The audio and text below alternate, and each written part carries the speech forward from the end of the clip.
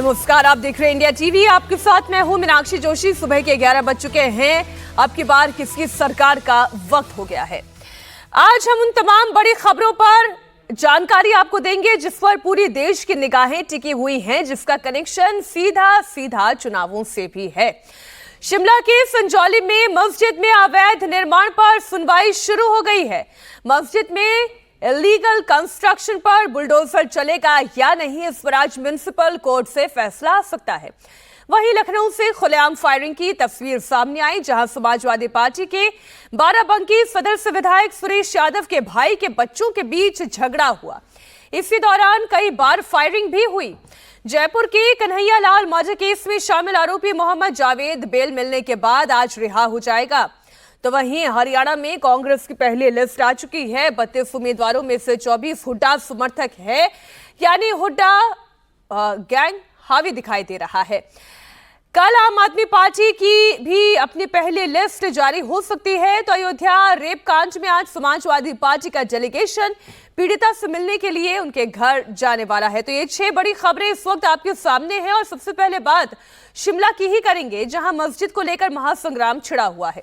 शिमला की संजौली मस्जिद पर म्युनिसिपल कोर्ट में सुनवाई शुरू हो चुकी है। मस्जिद का निर्माण वैध है या अवैध, इसे लेकर म्युनिसिपल कमिश्नर कोर्ट आज फैसला सुना सकता है। सुनवाई से पहले शिमला नगर निगम के आसपास भारी पुलिस बल की तैनाती की गई है। आज हो रही सुनवाई में लोगों को उम्मीद है कि नगर निगम कमिश्नर मस्जिद में हुए अवैध निर्माण को तोड़ने का आदेश दे सकते हैं। वहीं आज शिमला के लोगों का सरकार को भी अल्टीमेटम खत्म हो रहा है। हालांकि सीएम सुखविंदर सिंह सुक्खू ने साफ कर दिया है कि उनकी सरकार कोर्ट के आदेश का पालन करेगी, यानी सब कुछ अब कोर्ट के फैसले पर ही टिका हुआ है। दरअसल पिछले दिनों 2 अलग अलग समुदाय के लोगों के बीच हिंसक झड़प हुई और उसके बाद यह मुद्दा बड़ा बन गया। हिंदू संगठन अवैध निर्माण को हटाने की अपनी मांग पर अड़े हुए हैं। वहीं सुक्खू कह रहे हैं कि सब कुछ कानून के मुताबिक होगा। ऐसे में सबकी नजरें अब म्युनिसिपल कमिश्नर कोर्ट पर टिकी हुई हैं, जिसमें सुनवाई की शुरुआत हो चुकी है। आपको पूरा मैटर बता दें, मस्जिद की वैधता को लेकर यह पूरा मैटर है। हिंदू पक्ष का दावा यह है कि यह मस्जिद अवैध रूप से यहां पर बनाई गई है, जबकि मुस्लिम पक्ष ये कह रहा है कि यह मस्जिद यहां पर 1947 से पहले से है। हिंदू पक्ष ये कह रहा है कि प्रशासन से अवैध निर्माण को वो तोड़ने की मांग करते हैं, क्योंकि ये 5 मंजिला इमारत है और होनी चाहिए मात्र 2.5 मंजिला इमारत। इससे ऊपर की इमारत तो बन ही नहीं सकती, लेकिन इसके बावजूद यहाँ पर यह अवैध निर्माण आखिर हुआ तो कैसे हुआ। हमारे सहयोगी पुनीत परिंजा इस वक्त शिमला कोर्ट से लाइव जुड़े हुए हैं। पुनीत, इस वक्त चूंकि सुनवाई शुरू हो चुकी है, अंदर कौन कौन मौजूद है, दावे क्या किए जा रहे हैं दोनों पक्षों की ओर से? देखिए, अभी फिलहाल अंदर सुनवाई जो है वो खत्म हो चुकी है मीनाक्षी, और 5 अक्टूबर जो है अगली तारीख जो है वो तय कर दी गई है। अगली 5 अक्टूबर को इस पूरे मामले की दोबारा से सुनवाई होगी। फिलहाल यहाँ पर वक्फ बोर्ड को जरूर फटकार लगाई गई है कोर्ट की तरफ से। वक्फ बोर्ड को यह कहा गया कि आपको पार्टी इसलिए बनाया गया है क्योंकि अकेले मस्जिद कमेटी को कसूरवार नहीं ठहराया जा सकता। जब इतनी मंजिला इमारत बन गई और आपके पास अप्रूवल नहीं थे तो फिर आपने इसको कैसे बनने दिया, इसलिए आपको पार्टी बनाया गया है। वक्फ बोर्ड ये कह रहा है कि जमीन का जो है वो मालिकान हमारे पास है, तो उस पर कोर्ट ने उस पर कहा है कि ठीक है, जमीन का मालिकान आपके पास है, लेकिन मामला जो है वो इलीगल स्ट्रक्चर से जुड़ा हुआ है। इसमें वाद और विवाद जो है वो सिर्फ इलीगल स्ट्रक्चर का है। तो उसको लेकर अब अगली सुनवाई जो है वो मीनाक्षी 5 अक्टूबर को होगी। जी नहीं, ये बात तो तय है कि इलीगल स्ट्रक्चर है, इसमें तो कोई दो राय नहीं है, तभी ये फटकार लगी है, वरना ये फटकार नहीं लगती। पुनीत, बिल्कुल बिल्कुल, क्योंकि ये मामला जो है 2010 से इसी कोर्ट में चल रहा है और इस साल भी दूसरी बार इस कोर्ट की आज सुनवाई हो रही है। 34 बार नगर निगम की तरफ से जो नोटिस जो है वो भेजा गया मस्जिद कमेटी को, वक्फ बोर्ड को, लेकिन उसके बावजूद भी कंस्ट्रक्शन जो है वो नहीं रुकी। लगातार बदस्तूर जो कंस्ट्रक्शन थी वो इसी तरह से जारी रही और इसीलिए आज उनको कोर्ट के अंदर जो है ये फटकार भी लगी है कि इसके जब आपका मैप अप्रूव नहीं था तो फिर ये इतनी बड़ा स्ट्रक्चर कैसे खड़ा हो गया। जी पुनीत, आप रहे हमारे साथ। इस वक्त की बड़ी खबर एक बार फिर आपको बता दें, संजौली मस्जिद विवाद को लेकर अब अगली सुनवाई की तारीख दे दी गई है। संजौली मस्जिद विवाद के ऊपर सियासत कैसे गरमाई है, जरा वो भी आपको बता दूं। हिंदुओं की तरफ से 2 प्रमुख मांगे उठाई जा रही हैं। पहले तो आप ये तस्वीर देखिए, हिंदू संगठनों के लोग कितनी बड़ी संख्या में सड़कों पर उतरे हैं। अब मांग क्या है वो आपको बता दूं। अवैध तरीके से मस्जिद का निर्माण किया गया। 2 बातें हैं, इसे समझिए। एक बात यह है कि वो कह रहे हैं कि अब मस्जिद का निर्माण ही अवैध तरीके से किया गया, क्योंकि ये सरकारी जमीन है, वहां पर ये निर्माण किया गया, कैसे हो गया। और दूसरा मसला यह है कि 5 मंजिला इमारत कैसे बन गई, जबकि 2.5 मंजिल से ऊपर तो बनाई ही नहीं जा सकती। वहीं जिस मस्जिद पर जिस जमीन पर ये मस्जिद बनाई गई है उसे लेकर भी विवाद है। अब विशेष समुदाय को लेकर जो बातें कही जा रही है, मुस्लिम समुदाय को लेकर, अब वो क्या है? हिमाचल की डेमोग्राफी दरअसल बदलने की ये साजिश हो रही है। बड़ी संख्या में बाहरी लोग वहां पर आ रहे हैं, जो हिमाचल के अपने नेटिव नहीं हैं, जो वहां के रहने वाले नहीं हैं, वो यहां पर आकर बस रहे हैं। महिलाओं, बेटियों के साथ छेड़खानी की वारदातें बढ़ रही हैं और इसलिए हिंदू संगठनों की नाराजगी इतनी बड़ी हो गई है। वहीं इस मुद्दे को लेकर हिमाचल विधानसभा में कांग्रेस के ही मंत्री ने इस मुद्दे को उठाकर सुखू सरकार के लिए मुश्किलें पैदा कर दी है। अनिरुद्ध सिंह ने एक नया बयान दिया है। अनिरुद्ध सिंह के मुताबिक म्युनिसिपल कॉर्पोरेशन भी ये बात मानता है कि मस्जिद का निर्माण अवैध तरीके से हुआ है, जिसे हटाया जाना चाहिए। सुखू सरकार के मंत्री ने यह भी कहा है कि शिमला में जो लोग बाहर से आए हैं उनका वेरिफिकेशन कराया जाना चाहिए। म्युनिसिपल कॉर्पोरेशन ने बिल्कुल रिटर्न जवाब दिया है कि वो इलीगल स्ट्रक्चर जो है खड़ा किया गया है, करीबन 6,327 स्क्वायर फीट का इलीगल स्ट्रक्चर खड़ा किया गया है। और एज पर लॉ, न केवल मैं उस बिल्डिंग की बात करूंगा, शिमला को आज कंक्रीट जंगल बोला जा रहा है। जो टूरिस्ट आते हैं बोलते हैं तो सिर्फ कंक्रीट जंगल है, तो इसकी ये छवि बदलने की जरूरत है। जो भी बाहर से काम करने यहाँ आते हैं, वो किसी भी रूप में आते हैं, एटलीस्ट उनका पुलिस वेरिफिकेशन जरूर हो, ताकि उनकी पहचान हो, कोई क्राइम हो, कुछ हो। कई इंस्टेंस ऐसे यहाँ पे हिमाचल प्रदेश में हुए हैं, पास्ट में भी, कि मर्डर्स हुए हैं, रेप्स हुए हैं, और वो उनका पता ही नहीं है वो हैं कहाँ चले गए वो। तो अगर पुलिस वेरिफिकेशन होगी तो मैं समझता हूँ उनके अता पता तो रहेगा। और मैं ये भी साथ में बोलता हूँ, अगर मैं भी कहीं किसी प्रदेश में काम करने जाऊं तो मेरी पुलिस वेरिफिकेशन भी लाजमी होनी चाहिए। ये पूरे देश में कानून होना चाहिए। अब इस बात में पूरा तथ्य यही है, इस पूरे विवाद को लेकर हालांकि बीजेपी नेता और हिमाचल के पूर्व मुख्यमंत्री जयराम ठाकुर का बयान भी आया है। जयराम ठाकुर ने कहा है कि संजौली की मस्जिद वैध नहीं अवैध है, इसे लेकर वहां के हिंदुओं में बहुत गुस्सा है। इंडिया टीवी से एक्सक्लूसिव बातचीत में जयराम ठाकुर ने कहा कि बड़ी संख्या में विशेष समुदाय के लोग हिमाचल में आकर बस रहे हैं। हिमाचल की डेमोग्राफी बदलने की कोशिश हो रही है। इस वक्त मेरे साथ हैं हिमाचल के पूर्व मुख्यमंत्री जयराम ठाकुर, उनसे हम बात करेंगे। सर, लगातार मस्जिद को लेकर जो विवाद बना हुआ है, किस तरह से देखते हैं कि कांग्रेस के सरकार के अपने ही मंत्री जो हैं इस विवाद को ज्यादा हवा देते हैं, या यूं कहें कि उन्होंने ये मुद्दा जो है वो उठाया है? देखिए, मुद्दा तो वास्तव में विधानसभा के अंदर विपक्ष के हमारे विधायक बलबीर वर्मा जी ने उठाया, लेकिन ठीक है कि उन्होंने भी इस मामले में अपनी बात कही है विधानसभा के अंदर, और जिसके कारण फिर चर्चा को और बल मिला। संजौली का जो मस्जिद का मामला जो है वो फिर ध्यान में आया। घटना ये घटित हुई कि कुछ झड़प हुई और उसमें जो मारपीट करने वाले लोग हैं वहां से भागे, और भागने के बाद जाकर के वहां संजौली में वहां पर उस मस्जिद में छुप गए। तब जाकर के लोगों के बीच में इस बात को लेकर के काफी ज्यादा रोष था। और दूसरी बात, इस बारे में ये भी बड़ी स्पष्ट बात है कि इस मामले में स्थानीय लोग बहुत पहले से बात कर रहे थे, लेकिन ज्यादा बात नहीं कर पा रहे थे। बात ठीक है, लेकिन अभी जो स्थिति है जो वहां पर है कि ये जो निर्माण वहां पर है वो वैध नहीं है। अब गेंद दरअसल हिमाचल के मुख्यमंत्री सुखविंदर सिंह सुखू के पाले में है। कोर्ट के डिसीजन के बाद सुखू क्या फैसला लेते हैं, क्या वो अवैध निर्माण पर बुलडोजर चलवाएंगे, इस पर सबकी नजरें हैं। कोई भी सरकार है, जब अनऑथराइज्ड हो रहा था तो आंखें बंद कर लेती, चाहे कोई भी सरकार रहे, चाहे हमारी रहे चाहे कोई भी। जिस समय एक्शन लेना होता है उस समय करते नहीं, जब बन जाते हैं तो उसके बाद लेते हैं। मेरा ध्यान इसमें है कि कहीं भी कोई भविष्य में अनऑथराइज कंस्ट्रक्शन करे तो उस तुरंत प्रभाव से उसको रोका जाए। ये हमें तय करना है कि जिस समय अनऑथराइज कंस्ट्रक्शन हो रही हो उस समय वहाँ कौन अधिकारी था। ये कुछ SOP बनाने की जरूरत है, मैं इस दिशा में जरूर काम करूंगा। धर्म का मुद्दा उत्तर प्रदेश में भी गर्म है। सनातन पथ पर अटके योगी ने एक बार फिर सनातन के संरक्षण को लेकर हुंकार भरी है। गोरखपुर में आयोजित एक कार्यक्रम के दौरान सीएम योगी आदित्यनाथ ने गौ हत्या को लेकर क्लियर कट चेतावनी दी। कहा कि कोई कसाई गाय की हत्या करे ये किसी भी सनातनी को बर्दाश्त नहीं हो सकता। बंदर चाहे फसल खराब करे या बगीचे में उत्पात करे, लेकिन कोई भी सनातनी उसकी हत्या की नहीं सोच सकता। आपको बता दें कि पिछले 15 दिनों के अंदर अंदर सीएम योगी ने सनातन पर तीसरी बार ललकार उठाई है। 25 अगस्त को मथुरा में सीएम योगी ने कहा था कि भारत का एक ही धर्म है, सनातन धर्म। यही राष्ट्रीय धर्म है और हर हालत में सनातन की रक्षा होनी चाहिए। इसके बाद 5 सितंबर को अयोध्या में सीएम योगी आदित्यनाथ ने सनातन पर हुंकार भरी। सनातन को दुनिया का एकमात्र धर्म बता दिया।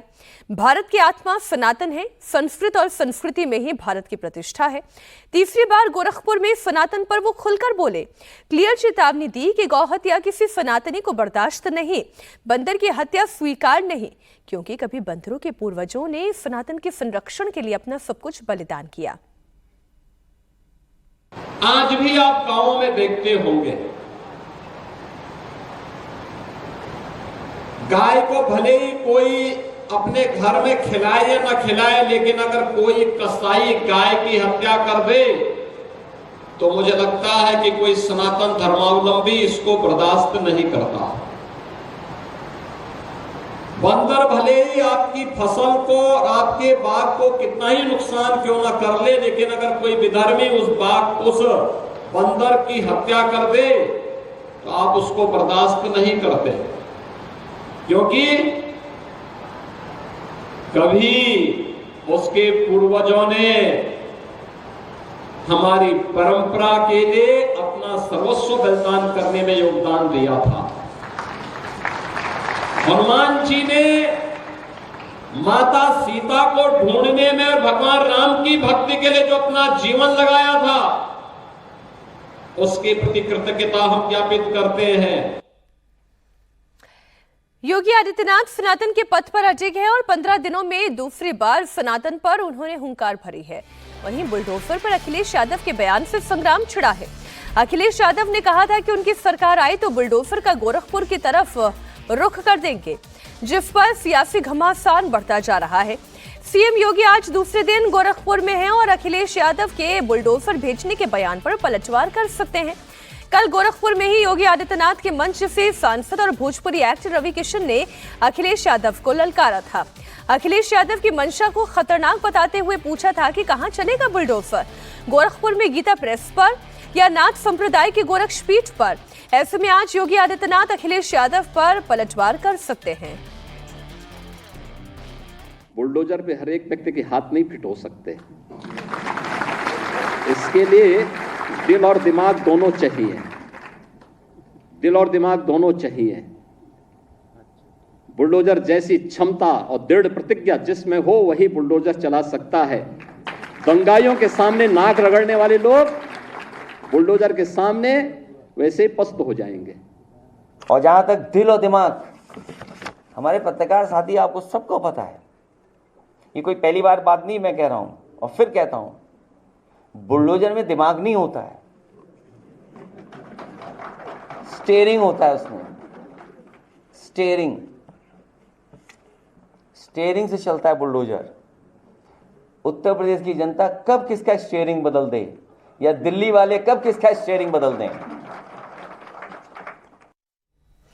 अब आपको गोरखपुर के सांसद रवि किशन का बयान सुनाती हूं, जिसमें उन्होंने अखिलेश यादव की मंशा पर ही सवाल उठा दिया और पूछा कि अखिलेश यादव गोरखपुर में कहां बुलडोजर चलाना चाहते हैं, गीता प्रेस पर या गोरक्षनाथ पीठ पर।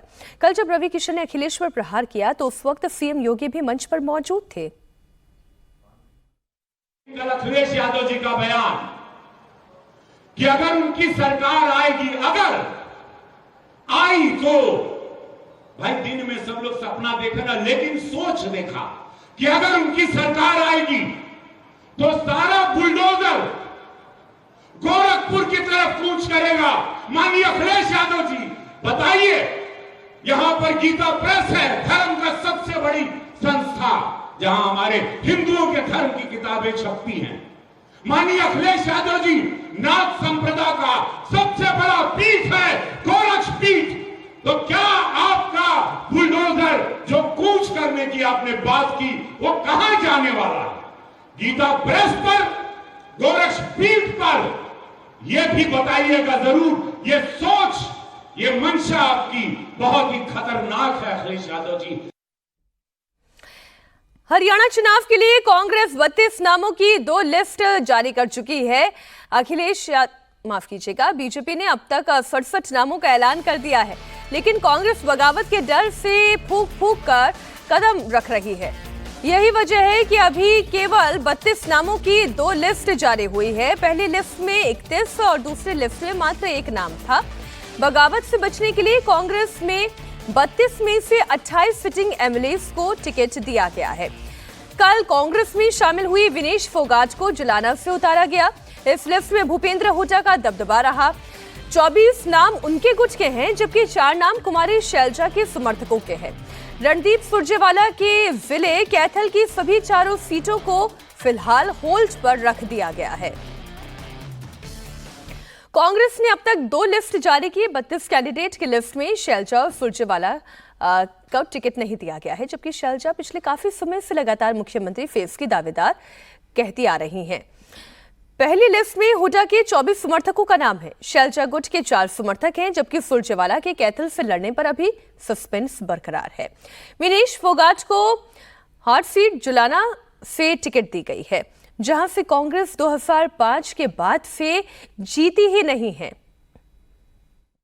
इच्छा तो मैंने लोकसभा चुनाव से पहले ही जाहिर कर दी थी, आपके सामने भी सबको मालूम। तो केवल वो रिपीट बात है, लेकिन उसके बाद लोकसभा चुनाव भी लड़े। हाईकमान का आदेश हुआ लोकसभा चुनाव लड़ो सिरसा से, तो वहाँ से लड़े। मैंने हमेशा कहा कि मेरी इच्छा है, लेकिन फाइनल फैसला हाईकमान का होगा। मैं ये कह सकती हूँ कि मुख्यमंत्री पद का चयन बहुत से हो सकते हैं, दावेदार हो सकते हैं, लेकिन फाइनल फैसला, जैसा मैंने अपने लिए कहा, अपनी टिकट के लिए कहा, चुनाव लड़ने के लिए कहा, वही मैं आपके सामने फिर दोहराऊंगी कि मुख्यमंत्री का भी फैसला आला कमान का ही होगा फाइनल।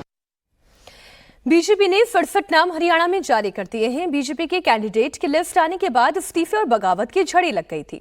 इसी से बचने के लिए कांग्रेस फूंक फूंक कर कदम रख रही है। कांग्रेस में भी बगावत का अंदेशा है। 32 सीटों पर जो नाम दिए गए हैं, उनमें 28 सिटिंग विधायक हैं। नए चेहरों को अभी फिलहाल होल्ड पर रखा गया है। हरियाणा चुनाव में जातीय फैक्टर को ध्यान में रखते हुए कांग्रेस सीट डिस्ट्रीब्यूट करने की कोशिश कर रही है। जाट और दलित वर्ग को सबसे ज्यादा 9 सीटें दी गई है। ओबीसी के 7 और 3 मुस्लिम कैंडिडेट के नाम इस लिस्ट में शामिल किए गए हैं। उत्तर प्रदेश में 69,000 शिक्षक भर्ती के अभ्यर्थियों का अपनी मांगों को लेकर प्रदर्शन जारी है। आज सीएम योगी आदित्यनाथ गोरखपुर में अभ्यर्थियों से मुलाकात करेंगे। टीचर भर्ती के अभ्यर्थी लगातार प्रदर्शन और नारेबाजी कर रहे हैं। अभ्यर्थी मंत्रियों के आवास का घेराव कर रहे हैं। मुख्यमंत्री कार्यालय से आंदोलन कर रहे आरक्षित वर्ग के अभ्यर्थियों से 5 नाम मांगे गए थे, जो भेज दिए गए हैं। मुख्यमंत्री से मिलकर अभ्यर्थी अपनी समस्या बताएंगे। अभ्यर्थी लगातार योगी सरकार के मंत्रियों के आवास का घेराव कर रहे हैं। शुक्रवार को अभ्यर्थियों ने डॉक्टर संजय निषाद के आवास के सामने प्रदर्शन किया और नारेबाजी की। यूपी के अयोध्या में दलित नाबालिग के साथ हुई हैवानियत के बाद अब इस मामले ने सियासी रंग ले लिया है। आज कांग्रेस नेताओं का प्रतिनिधिमंडल पीड़ित परिवार से मिलने के लिए जाएगा। इससे पहले शुक्रवार को बीजेपी के नेताओं ने पीड़ित परिवार से मुलाकात की थी। वहीं पुलिस ने एनकाउंटर कर आरोपी शाहबान को गिरफ्तार कर लिया है। मुठभेड़ के दौरान आरोपी के पैर पर गोली मारी गई थी, जिसके बाद उसे अस्पताल में भर्ती कराया गया। बताया जा रहा है कि 20 दिन पहले दलित नाबालिग से रेप के बाद आरोपी पीड़िता के परिवार को भी धमका रहे हैं। 2 सितंबर को मुख्य आरोपी फिर पीड़िता के घर पहुंचा और उसे जान से मारने की धमकी दी। छेड़खानी की हाथ पकड़ने की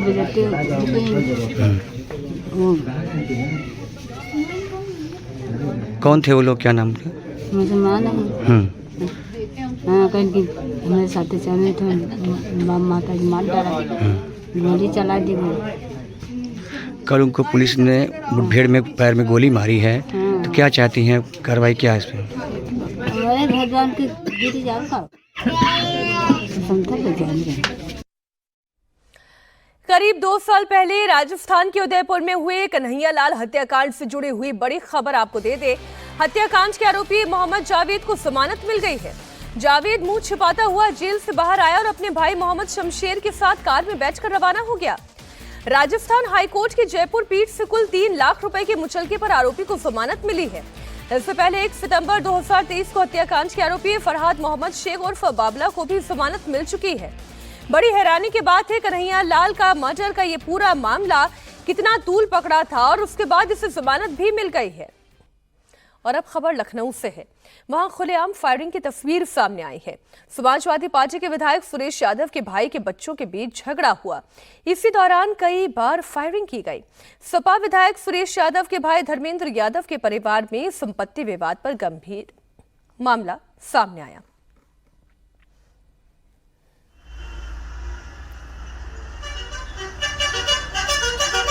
धर्मेंद्र यादव की 2 पत्नियों के बच्चे आपस में जमीन के बंटवारे को लेकर भिड़ गए। पुलिस ने सीसीटीवी फुटेज के आधार पर पूरा मुकदमा दर्ज किया है। पुलिस स्थानीय लोगों से भी इस मामले में पूछताछ कर रही है।